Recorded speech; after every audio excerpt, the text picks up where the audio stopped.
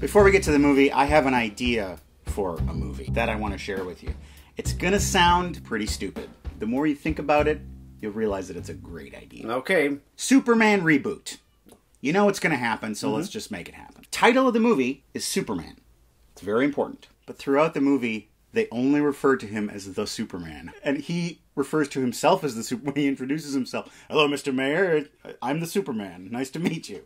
And they never explain it, and they don't do it for comedic effect. It's totally straight. The entire world would lose their minds. Yeah? It would be great. It implies that there's other Supermen around. This is what people would talk about on message boards. They would light up. The only reason to do this is to spread chaos throughout the world. Clicks. You've made a clickbait movie. I've got a bunch of movies that I've never seen before. You don't know what they are. Every episode, I'm going to spring one on you. It might be good. It might be bad. We'll watch it and talk about it. Welcome to the basement. Over the years of doing this show, I've had a chance to evaluate your intelligence. The brains in my head. I've come to the conclusion that you're pretty sharp. I'm okay. In fact, I think you're smart as paint, which means that it's time for the two of us to take to the high seas and sail off to Treasure Island. Oh, wow. Smart as paint is something they say in this movie. Released in 1934, Treasure Island stars Jackie Cooper, Lionel Barrymore, and Wallace Beery. Do you need a roadmap? It was directed by Victor Fleming. Nigel Bruce, who plays Squire Trelawney in the film, would go on to enjoy a long career playing Dr. Watson to Basil Rathbone's Sherlock Holmes, co-starring in 14 films and over 200 radio programs. Nigel Bruce also was in the movie She. Oh, yeah. Yeah, he played Holly, the person your little stuffed dog is named after. Yeah. Wallace Beery's 1932 contract with MGM stipulated that he would be paid $1 more than any other contract player at the studio. This made him the highest paid actor in the world. $1 went a long way back in the 30s. There was a depression going on. Sure. You could buy half a car for that. That's true. Matt said I was smart at the beginning of this cold open. This is not the cold open. No, it is, Matt. I'm smart. Have you read this book? I have read an abbreviated version of it back when I was a kid, and I've seen the later version of it with Robert Newton as Long John Silver. Robert Newton developed what is known as pirate talk. Yar and okay. When we talk like a pirate, we talk like Robert Newton, so it's going to be interesting to see what Beery here does with that. Today I have somewhat of a treasure trove for you. 2 gifts. 2? If you're going to be a pirate, you got to have a mode of transportation and the appropriate accoutrement. This is a pirate ship. And then, oh, this is great, an eye patch. Ah, yeah. And if you put it down here, it's a soul patch. So hoist the mainsail and report immediately to the poop deck that is the old leather couch, where we're about to watch the 1930s classic Treasure Island.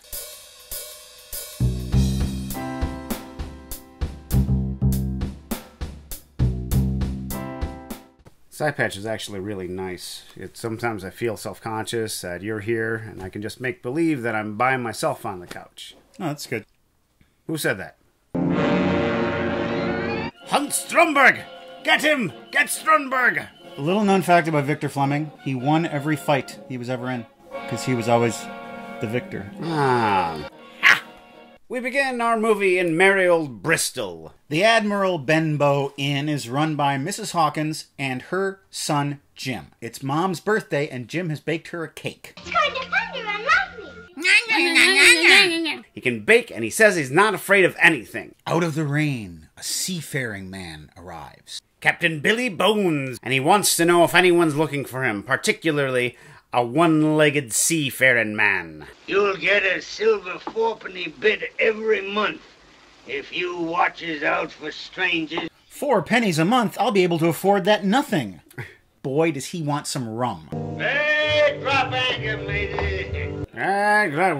Gravy. He's crazy about the rum. Rum. Not only does he want to drink rum, he wants everyone else to drink rum too. He makes everyone sing. Nobody has a good time anymore. 15 man on a man's chest.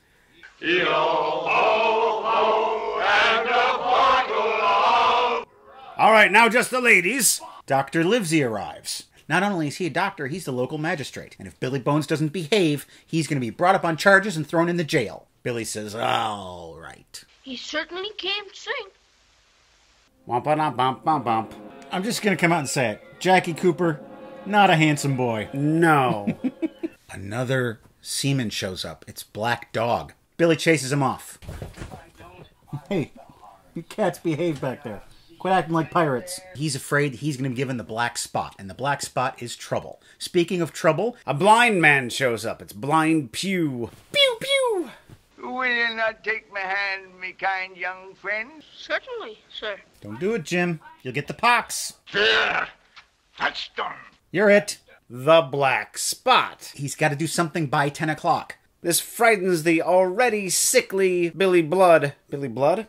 Billy Bones. And he falls down the stairs and dies. Let's go up to his chest. We'll take what he owes us, and the pirates can have the rest. That's only fair. They only find a few coins, and they find this weird map.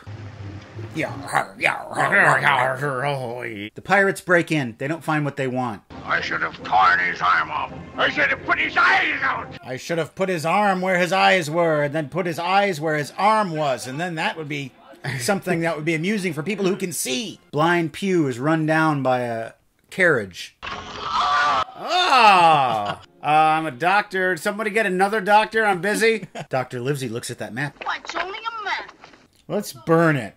It's a treasure map. To old Captain Flint's treasure. Let's take it to Squire Trelawney. The very blockhouse and stockade where the infamous pirate held off attack.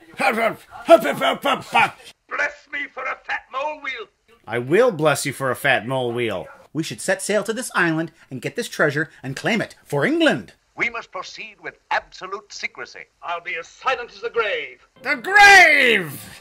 They get prepared to set sail on the Hispaniola. And Jim, you're coming with us because you deserve some of this loot. And he sees someone with a suspicious amount of legs. His name is Long John Silver. Smartest paint I'll warm. Smart as paint, just like me. I'm just a poor three-limbed man, and I'm looking for something to do. Oh, we won't need you. We need able-bodied men. How about I be your ship's cook? I suppose that would be okay. We sure are having trouble getting crew together. Of a dozen or so that I signed on, 8 have never come back. Now, ain't that a shame? My tears fell like rain. Luckily, old Long John Silver, I got friends. What say you that I fetch a flock of 'em right down here to you? Fetch 'em down, Silver. Fetch him down, John Silver. Fetch him down. I'll take Master Jim Hawkins with me. That's the way it be, matey. That's the way it be. That's the way it is. I never learned to conjugate. Jim and Silver bond quickly. Here, I'll buy you this whistle.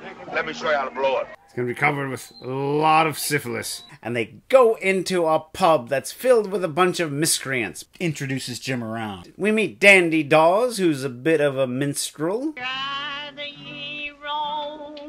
Rotten tomato. Rotten cabbage. Cobblestone. And then we have Mr. Hands, who's probably given that name by the ladies who don't like Mr. Hands. I don't know. I forget his backstory. And hey, I need to go to the back and get my stuff. And I need to get my bird. Pieces of 8! Pieces of 8! Wah! Wallace Beery looks like an old Jackie Cooper. Same face. And worse, Jackie Cooper looks like a young Wallace Beery. I may as well speak plain, gentlemen. We're going to speak plain. The Hispaniola sets sail with Captain Smollett at the helm. Just follow the dotted line. There we are now. Is wide and the sails they are set. Rotten fish. Goodbye, fare you well. Anchor. Else we are leaving, we'll never forget. Dead albatross. Long John Silver somehow is given the helm. Would you like to come and live with me? Kind of have a chunk sloth relationship. There's a shark following the ship. Nicodemus. He'll follow the ship until he gets what he wants. Mr. Arrow's drunk again. Captain Smollett doesn't allow any rum. It's all under locks. Smollett says if you do that again, you're going to be in trouble. Arrow staggers back to the galley, and Long John Silver slips him a bottle of rum. Me and my Arrow. He is a drunkard. The sot, Mr. Arrow, falls overboard. And that shark ain't following the boat anymore, and Long John Silver seems satisfied. There's another sailor who's kind of suspicious of their activities, and he falls from a great height, while one of Long John's friends are up in the crow's nest with him. Land ho! There's the island that we're looking for. That night, Jim goes to the apple barrel. You're smart as paint, vagina, Dick. The smartest paint vagina, Dick? He hears Silver plotting and scheming. They're going to take over the ship, and they're going to get that treasure for themselves. Mutiny! He goes and tells the captain immediately. I even asked him to live with me. Because I really need a roommate, because the rents are ridiculous. They drop anchor, and they go on board. Jim wanders around. He sees a bunch of exotic animals. He looks like Amy Schumer. He looks like Amy Schumer if she was just shrunk and shriveled down. And he meets this man. Who are you? I'm the Java Man. It's Ben Gunn. Haven't spoken to a Christian these 3 years. The Grateful Dead. They're still touring, right? Bushy head of man. Yeah, he's been marooned back when he was helping out bury treasure. And he's a little bit off his rocker from being alone for such a long time. Captain Smollett and his crew realize they got to get off that ship. They load up a jolly boat, and they sail off for the island. The Hispaniola's firing cannonballs at them, but they miss. Smollett and his men arrive at the island, and they hole up in an old stockade that's there. Now they have a fortress, and the pirates don't. And the Hispaniola hoists the skull and crossbones. Long John Silver stops by to parley. I give you your lives, and you give me the treasure map. We're not giving you nothing. We're going to shoot you with bullets. There's a big siege. The fence is breached. Captain Smollett is shot, and Silver's men retreat. Well, that makes them 9 against our 5, gentlemen. 9-5. What a way to make a killing. They're going to put a cannon on a boat and bring it to the land, and they're just going to blow the stockade away. We need Ben Gunn. He's the key to all this somehow. Because if they have a cannon, we need a gun. If we could only get out there and cut that ship adrift, that'll put an end to the cannon. Jim goes out, and he cuts the anchor rope. Jim is on board the ship. He gets all tuckered out, and he falls asleep. The 2 guys on board, they're too busy getting drunk and fighting.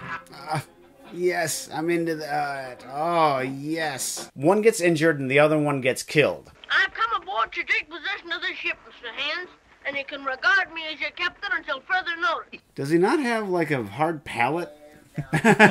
He's got a secret knife. You can stand. And I can walk, too. And I can dance! Follows him up the ropes.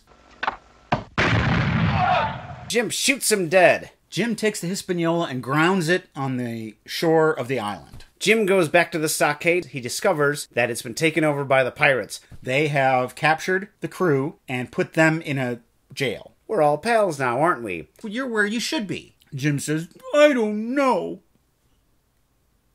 You know how he does. Be you captain here, Morgan? Captain Morgan? I think he is. He should be. Silver also has that map. Am I off my course and sitting on a water spout? Am I an itsy-bitsy spider?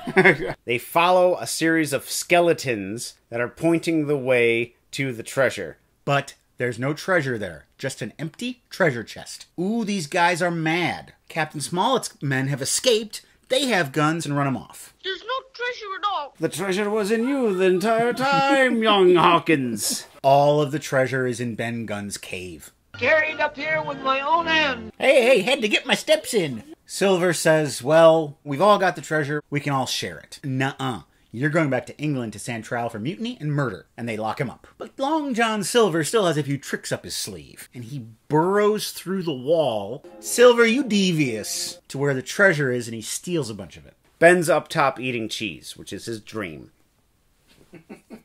Jim goes to see him in the stockade. And Silver, he spins a yarn to Jim about how terrible it is to be hung. Plays on Jim's sympathies, and Jim lets him go. He convinces Jim to get him a pistol and a boat. He convinces Jim to ignore that bag of gold coins that tumbled out of his clothes. Dropped your wallet. Take this gold so you have something to eat. Not eating the gold. You know, you can buy food. He and Jim are mateys, and maybe someday they'll see each other again. On or off Treasure Island. Yo ho ho. We have survived the return voyage from Treasure Island. So we have. Now that we're safely at port, we can discuss it. So this isn't the definitive version of this. I think that one was from the 50s. Yes, that's the one with Robert Newton. It was constantly on TV in the late 70s, early 80s, every Sunday afternoon. I kind of liked the fact that this was pre-R. Yeah, it wasn't overrun by that. They really seemed like just hooligans of the sea. The pirates were scary people. Just starting out with Bones at the beginning of the movie, like that horribly awkward scene where he makes everyone sing in the pub. I don't like this guy. The pirates are so ugly. They don't try to pretty them up at all. Long John Silver is a fascinating character. I can't say he's a villain that you love to hate because I don't really hate him, even though he's a murderer and a scoundrel. A lovable rogue. The performance that Wallace Beery gives is on point. And singular. The whole look of him. He looks like he's from H.R. Puffin stuff. It appears as though at the beginning of the movie that Jim has no friends. And so, to be taken in by this older man, he also has no father. John teaches him how to steer a boat. If I was 12 years old, I'd love that guy for the rest of my life if he taught me how to steer one of those boats. What about the actor who plays him? Jackie Cooper. I can't say that I really like him. No. He's too much of a little rascal. I don't like the look of him, which is a horrible thing to say about a child actor, but... Well, it's not just his face, it's the way he uses his face. I mean, he mugs like hell. Yeah. And he pouts, and he overdoes it. But saying that he lays it on a little bit thick, who doesn't? Come on, you have Lionel Barrymore coming and swinging in it. I don't know how long I have these legs, so I'm going to use all of my body for this. So many of these people seem like theatrical performers. And of course, Barrymore did come off the stage, and so he has this grandness about him, which would be fascinating to watch on stage. But it's almost a little bit too much to watch as he's going around the inn. Fun fact. Wallace Beery was cast in the 1920 silent version of Treasure Island. He was later replaced by another actor, but he was cast in one of the minor roles. Would you like to have 3 guesses as to which role? Ben Gunn. No. Hands? That's correct. Hey! Got it too. I haven't seen any of the other versions of Treasure Island except for Muppet Treasure Island. Have you seen it? No. It's fantastic. Yeah? That one and Muppet Christmas Carol, I think, are the 2 final great Muppet movies. Long John Silver, played by Tim Curry. He's singing a song about how great it is to be a pirate. He's trying to convince Jim Hawkins. Yeah. And at one point he says, "It's a festival of conviviality." We have this line. Is Mandy Patinkin available? No. Tim Curry! I don't know if Treasure Island was the first intrepid boy adventurer story, but it does seem to be the model. Like Tintin and the Hardy Boys, and Nancy Drew as a girl adventurer, they all seem to have sprung out of this. Huckleberry Finn, Tom Sawyer. At the beginning of the movie, Jim says, "I'm not afraid of nothing." Do you think he lives up to that? I think so, because he tells the captain about the treachery, knowing that if the pirates found out, they would probably do horrible things. Yeah, he steals a boat. He goes on deck where that vicious pirate is and says, "I'm in charge." So he really is fearless. The bad guy gets away. I don't know if this is pre-Hays Code, but that was part of the Hays Code where criminals have to be punished. Well, when did the Hays Code come around? This is 34. It came around in 34, so... This probably got in right under the wire. That's the right ending. That's the way it should end. As part of the trail to find the treasure, there had been corpses left behind to point the way. I love corpse art. Corpse art. We need to talk about corpse art. Corpse art. Yes. What are some other examples of corpse art? Silence of the Lambs. Sure. Where there's the wings. Please, don't describe it. The White Walker sometimes would leave corpse art in Game of Thrones. Always a class move as far as a murderer goes. Lots of cool names in this. Sure. What's your favorite? Billy Bones. Billy Bones, that's a solid name. You're named William Bones, you choose the name Billy, you're basically choosing your career as a pirate. Well, shipmates, thank you for hoisting anchor with us and watching Treasure Island. If you haven't seen it, you should check it out. And now it'd be time for Seen It. It be. Today on Seen It, we dip into our own treasure trove of DVDs for Seen It, Own It. Paul Sawyer III writes, Barton Fink, Seen It? Own it! I own it too. My case is thicker. Mine came in a box set. I think this might be their best movie. Everything about this movie works. All of the acting is impeccable, and it just goes so fast, the rat-a-tat-tat of the whole thing. And most importantly, it has that Barton Fink feel. It does. No movie has a Barton Fink feel more than this movie. Sex! He was a man. We wrestled. Very interesting take about how intellectual people see the world and try to make art out of it, but they don't really have any idea what the world is all about. Right. John Turturro is a Clifford Odets type playwright who goes from being the toast of Broadway to being sent straight to hell. Yes. Welcome to Los Angeles, Mr. Fink. The real star of the movie, John Goodman. He should have gotten an Oscar for that. It's just the way that his face kind of twitches, and he's got something going on in his ear that's making him insane. There's such a sadness to his role, and then you find out what he is. Yeah. There are a few things that make me really believe in God. And one of them is the final shot of the movie with the pelican's entrance. Yeah. I don't know how much that pelican was paid, but it wasn't paid enough. Chris Seaton, Detour from 1945. It was very good. Have you seen it? I have. And he owns it, too. I saw it because he owns it. This is a movie that fell prey to the Hays Code. Originally, he's supposed to just wander away and not be punished for his crimes. But they made it so they had to change. I think it's based on a novel. Yeah. And so they had to change it where you see him getting picked up by the cops. There's a lot of weird kind of like psychosexual stuff when he's like trapped by that woman. Yeah. She won't let him go. And the way the murder happens is so... I've never seen that. He's pulling the So phone he's under killing, the door. he's killing her and he doesn't realize it. Yeah, that's right. Brilliant. Well, we've spoiled a lot about Detour, but you should check it out anyway because it is a seminal film noir movie. Seminal. I'm the junk bond king playing Seminole bingo. Allison B. writes, have you seen Royal Tenenbaums? I got it right here in my house. Yes. Watched it recently. I saw that one in the theaters. It's an amazing ensemble, but one person that I think no one ever talks about, Danny Glover. Has he ever played a character as sweet and lovable as Henry Sherman? And he's played a lot of sweet and lovable characters. I know. Not in Color Purple. He's a monster in that movie. But the scene where Gene Hackman calls him Coltrane... It's so funny. You can't help but laugh about it. You want to talk some jive? I'll talk some jive like you've never heard. That wasn't in the script. Hackman just threw it out as an improv. Did you call me Coltrane? Me? No. Cool Mo D 21. Have you seen Glengarry Glen Ross? If not, you should check it out. It's a great movie. I have the DVD, and to you, it's gold, and you don't get it.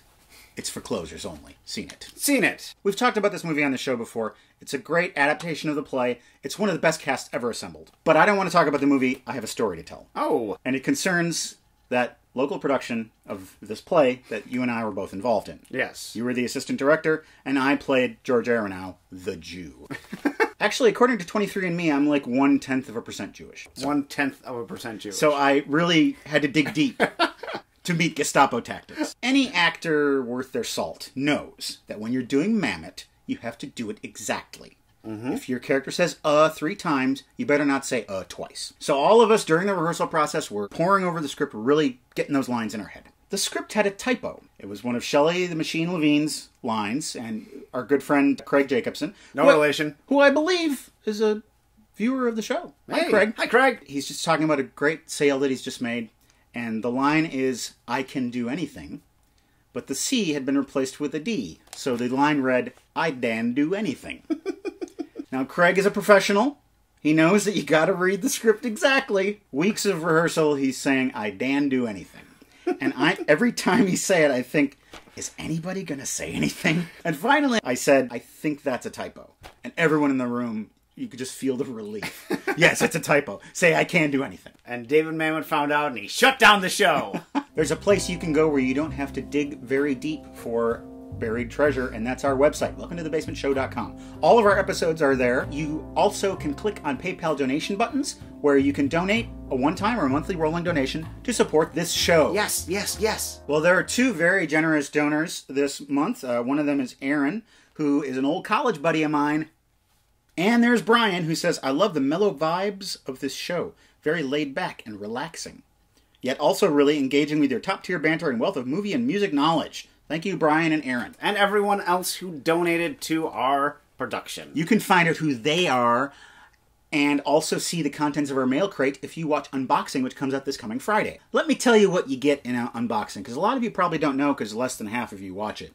You get an entirely unique cold open. We answer viewer questions. I talk about records I received. And then, of course, there's the donors and the mail, the fascinating mail we get. We've gotten all the treasure off of Treasure Island, and there's one last piece of treasure for you to experience, and that is this. Wind in the sails. I hear that pirates wore eye patches sometimes, even though they'd have two eyes, so that when they run from the sunny Caribbean deck of the ship down into the hold, they can just switch. Oh. And then they can see in the dark, so they won't be as surprised by anyone who might be hiding out down there. I don't know if this is true, but God, I want it to be. Pieces of 8!